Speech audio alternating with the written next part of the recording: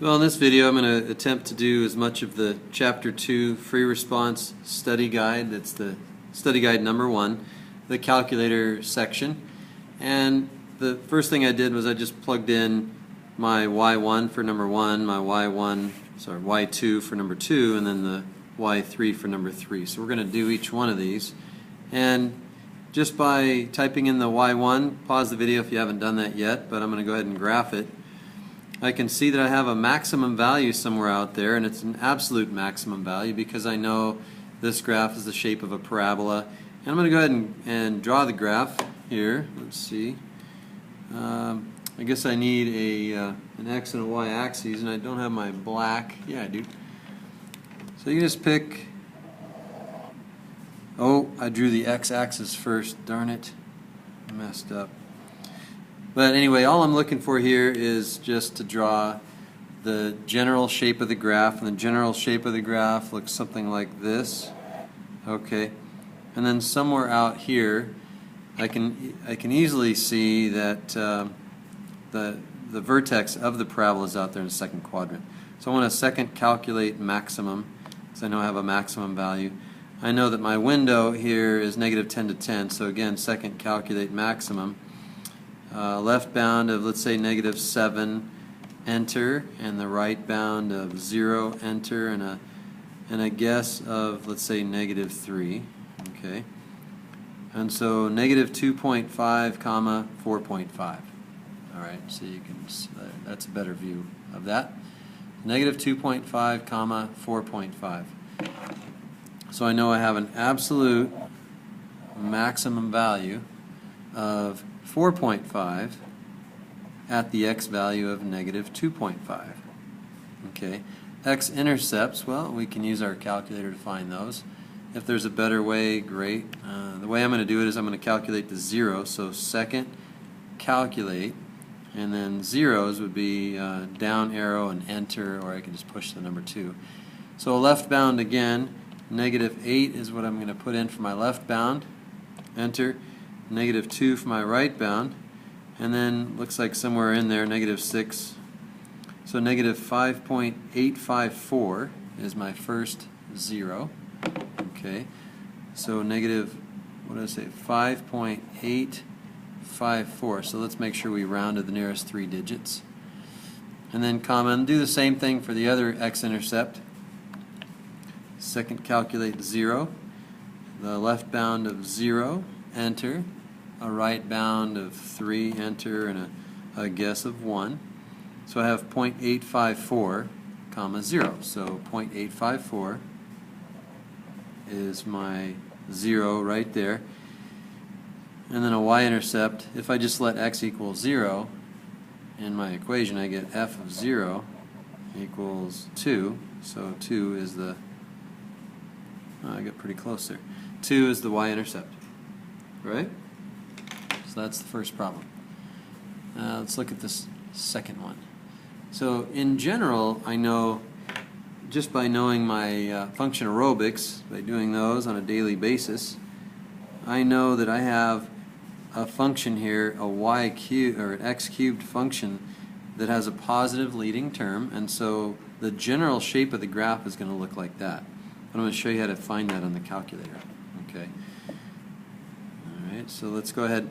Once I input all my functions, I know if I just select the equal sign of each function, I know I can just graph that specific one. So in other words, I deselect the equal signs if I don't want to see the graph. And so now that we're focusing on the graph for number 2, I'm going to select just by highlighting or moving the cursor over the equal sign, pushing enter until it's highlighted.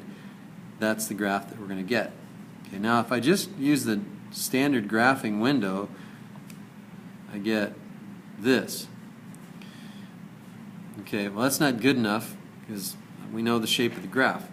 So there's a trick here, push zoom, not necessarily a trick, but just a feature of your calculator. Zoom fit is something that I use a lot, and sometimes it works, sometimes it doesn't, but I usually get a pretty good idea of what the graph is going to look like.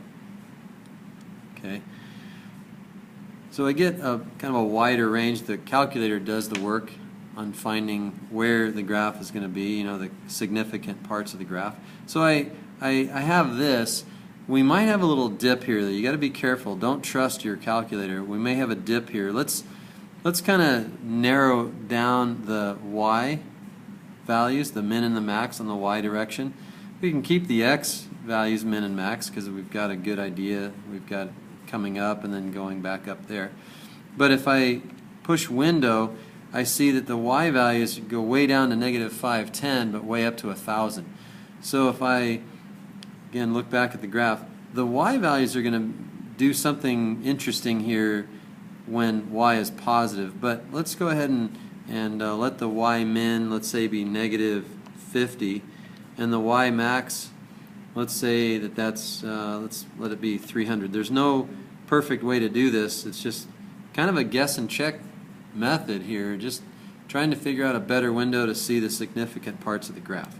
So let's see what that does. Okay, so now that we've zoomed in a little bit more in the y direction, we see that there is in fact a high point and a low point. So we do have a local max over here in the second quadrant, and it looks like a local min in the first quadrant. So again, this is not an exact science.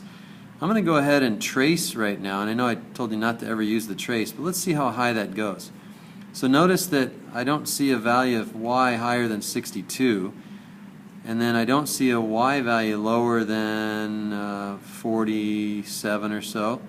So I can zoom in here a little bit more. I'm going to let my y min be 0 and my y max be, I think I said 60 something, but 80. Okay. And now it's a lot more clear where my high point is and where my low point is. Now we're going to hit second calculate max. I had another thought there for a second. Second calculate max, and I'm going to let my x min. Alright, so I'm going to make sure my x min and my x max are in negative 10 to 10. So again, second calculate max. So I can go from negative, I don't know, negative 5, let's say, to 0. And somewhere in there, like negative 3, we're going to get a maximum value, and there it is, negative 2.477. Okay, so negative 2.477 is the x-coordinate, and the y is 62.346. Okay, so that's a local max, and we should draw the graph as well. It looks something like this. Okay, again, don't have to be perfect here. A local maximum value of, what did I say, 62.346. 62.346. That's the y value. Okay, so that's the y, that's the output, maximum output of that, at the x value of negative 2.477. Okay, and then we'll do that same series of steps here, same series of buttons to push to find that minimum value. Second, calculate min, and then left bound. I'm going to let my left bound be 0 and my right bound be, I don't know, 3. Enter, and then my guess, let's say 1 for the x, and that generates these values. So the x coordinate is 0.831 and the y coordinate is 47.691. Okay, so you can see that on the screen. You can see the cursor right there at the low point. And so that's where we have, again, a local, because it's not the lowest of all the y values, but it is a local. Same with that other local up there, not the highest x, or sorry, not the highest y, but a local one. Anyway, we have a local min value of, what did we say, 47.691. 47.691, and then that happens, or that occurs at point, when x is equal to 0.831. 0.831, and something I should probably write down here. These guys here are the y coordinates, all right? These are the y coordinates, because just to emphasize or re-emphasize that the y-coordinates give us the value of the function, and then these values here represent the x-coordinates of those high and low points. Well, that's not a good color here, is it? Coordinates. I'm not going to use that color anymore. I can't really see it. All right, so again, where, this is the where. I don't know if you guys are getting weary of hearing this, but this is the where, and this is the what. Okay? So the what is the y, the value, the function, where is the x, and where it is, what's the input. And then we have, you can see hopefully clearly that we have one x-intercept, and so let's go ahead and find that. X-intercept of, I need to get back here where I have a window that includes the y-axis, and so I'm going to go back down to -50. Notice that I have my x-res at 3. X-res of 3 draws the graph faster, and so second calculate 0, left bound of -8, right bound of 0, guess of -6, and we've got -5.568. Okay, so there's our x-intercept. Where's my blue? I need my blue. All right, my x-intercept again is -5.568. Okay, and the y, hopefully you can see here that you just have to picture this here as g of 0. If I want to find my y-intercept, I know that my x has to be 0. The input has to be 0. The output, if I look at my function here, the only term that doesn't have an x in it is this +50 over here, so that means that I don't need to use my calculator to find that. I could, if I wanted to. I can plug in just to let you see this. Second, calculate value. Value is already selected, so enter. And I can type in x equals 0, y equals 50. Okay, I can type in x equals 1, and I get y equals 47.81. And so you can find the value of any function just by using that feature on your calculator. So I'm already at 12 minutes. I think I'm going to need a little bit more time to explain number 3, so I'll start that one in the next video, and I will see you then.